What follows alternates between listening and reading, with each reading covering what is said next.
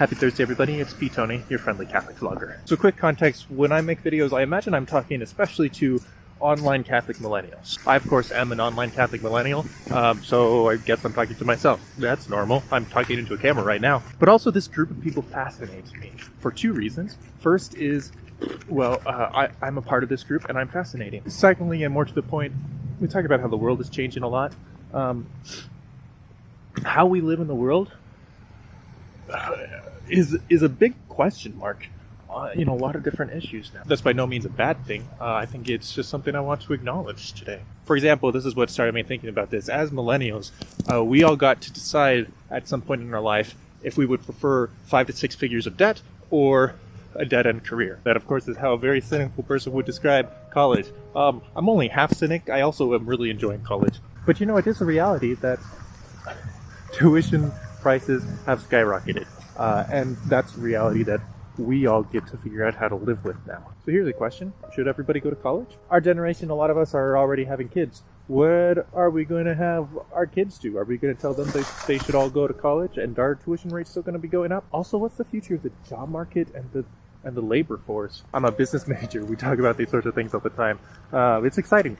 For example, baby boomers are headed towards retirement aggressively, which is great. Good for them. Congratulations. That's nice. But practically speaking, what kind of effect is that going to have on the rest of us? In theory, if we have a big bubble of population that goes into retirement, that means we have more people that are depending on a smaller number of people that are working.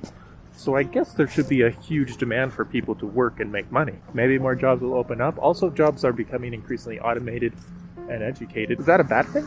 I don't know. I don't think it is. Oh well, I'm tired of talking about money and jobs and stuff. One of the most fascinating things that I think we get to figure out is what does it mean to have a cell phone in our pockets? They talk about how when a cell phone buzzes, it triggers endorphins to be released. What does it mean to have something like that in our pockets? There's also this very powerful feature on our cell phones where we have access to the internet all the time. And it's easy to point out some of the negative things about that, like, is it really that great that we have something that gives us free private access to pornography all the time in our pockets?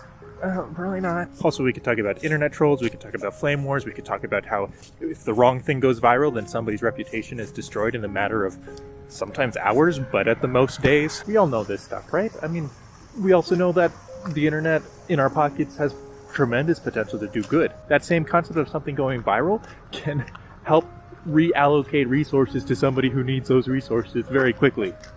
Like, for example, a GoFundMe. If someone needs help, we can start a GoFundMe for a particular person or for a group of people and give money to them much quicker than we used to be able to. I personally have moved around a lot in my life.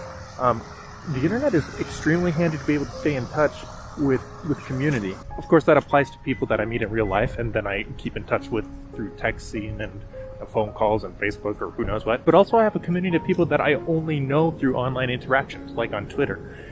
And I enjoy that. Among other things, it's really nice that if I were to pack up my things and leave for a new state 2 weeks from now, I wouldn't have to start over my social life from scratch. This community that I have online, I can take with me. It doesn't depend on my geography. And on a similar note, we talk about flame wars on the internet all the time, like that's the only sort of conversation that happens. But the internet can also be a place where people have very constructive and beautiful conversations. I'm stealing this thought from somebody, I forget who. They were talking about how on the internet, if we get all riled up because we're talking to somebody that we disagree with, and we gotta defend the truth to the infidel, at any point we can stop, shut off our computer, wait for ourselves to calm down, think out a healthy response, and have a much more uplifting conversation than a flame war, if we choose. The idea of people gathering and socializing in online spaces is becoming more and more a thing.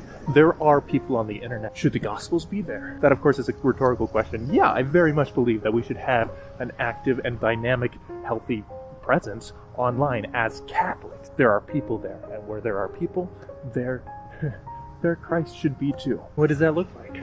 I wonder about that. I love to ponder what is evangelization, especially because I notice a certain tendency for some individuals to be very crusader type about their evangelization, and I don't think that's healthy. Using the truth as a 2x4 to tell people how they need to change their lives, I don't know how far that's going to go. But also on the other extreme, what I tend to do, being very quiet about my faith and don't let people know because some of the things I believe are kind of controversial and not everybody believes them, and so I don't want to. I'm just a little scared. No, that's garbage too. What is evangelization, and how are we going to evangelize in this new world that is taking shape in front of us? One fascinating thing to me, as the world gets smaller because of technology, cultures are going to clash into each other more and more often. And a lot of times that causes tensions on sorts of lovely dynamics like flame wars, and yay! One interesting pair of cultures that clash with each other internally, like within the Catholic millennial community, is Novus Ordo versus Tridentine Latin Mass. Very strange tension that comes up more often than I'm ever ready for. And so often these conversations talk about how the other person was too stuffy, or the other person was too passive aggressive, or the other person, guys, use your words, have a real conversation. If you disagree with someone, please. Right now we live in a world where Tridentine Mass and Novus Ordo liturgies both exist and are both valid. Are we able to get along with each other? I don't know. We'll find out. All right, let's wrap up because my arm's getting friggin' tired. I don't have answers to any of these questions. That's not the point of this video. The point is, it's really easy to be bleak. It's really easy to talk about how the world is going to hell in a handbasket.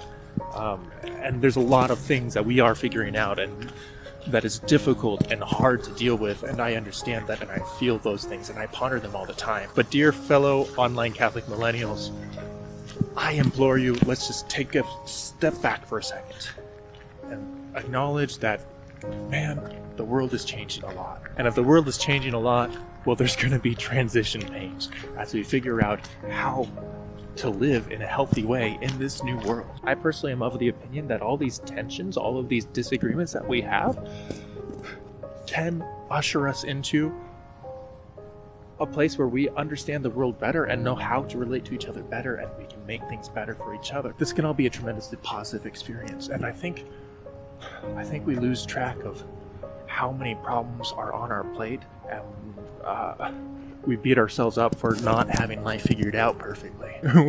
We got dealt not a very nice hand, and we're doing the best we can. And I, for one, believe in us. Yes, we have all sorts of problems to figure out. So let's redouble our prayer and redouble our efforts to dialogue with each other in constructive ways. All right, I gotta stop spouting out nonsense. God bless and ciao.